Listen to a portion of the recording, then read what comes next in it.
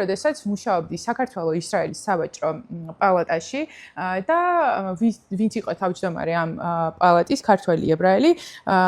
საკმაოდ ცვალებადი ხასიათი ჰქონდა და მე მაშინვე არ მიყვარდა სტაბილურობა. და მახსოვს ერთ-ერთ ძალიან დიდ პროექტზე ვმუშაობდით გუდიაშვილის ქუჩაზე, უნდა შემოსულიყო საერთაშორისო ხუთვარსკვლავიანი სასტუმროს ქსელი და განიხილებოდა სამი სხვადასხვა ესე ვთქვათ ფრენჩაიზი. მაგრამ აქედან ამ სამიდან ერთთან უკვე ჩვენ თვითონ ვიყავით ჩასული მარკეტ ვიზიტზე, დაგვეთვალიერებინეს თავიანთი საუკეთესო ესე ვთქვათ სასტუმროები და ჩემი გადმოსახედიდან უკვე მოლაპარაკება იმ ფაზაში იყო, რომ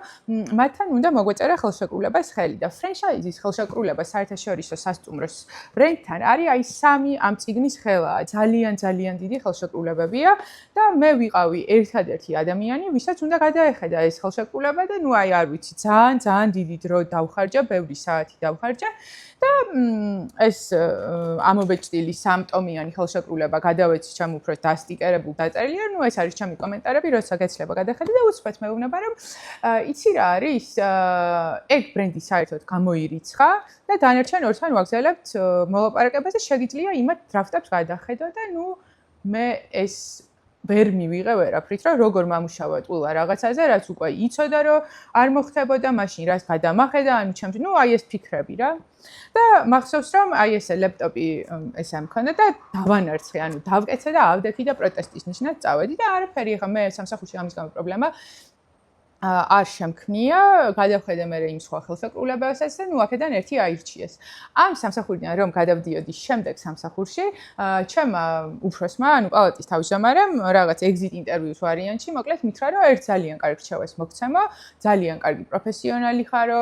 ძალიან დიდი პოტენციალი გაქვსო, მაგრამ ვფიქრობ, გამოგადგება ცხოვრებაში ძალიანო, განსაკუთრებით სამსახურეობრივათო. როდესაც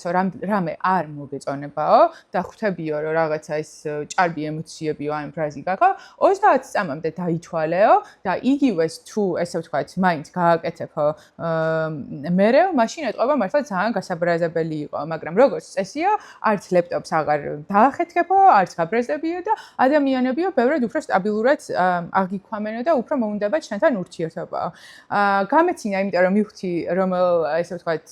ინციდენტსაც უკავშირდებოდა და დღევანდელი ელენე უკვე ძალიან ბევრი წელია 30 წამის ნაცვლად ითვლის მინიმუმ 60 წამამდე და ხანდახან 300-მდე იმისთვის რომ პირველი რეაქცია გამოავლინოს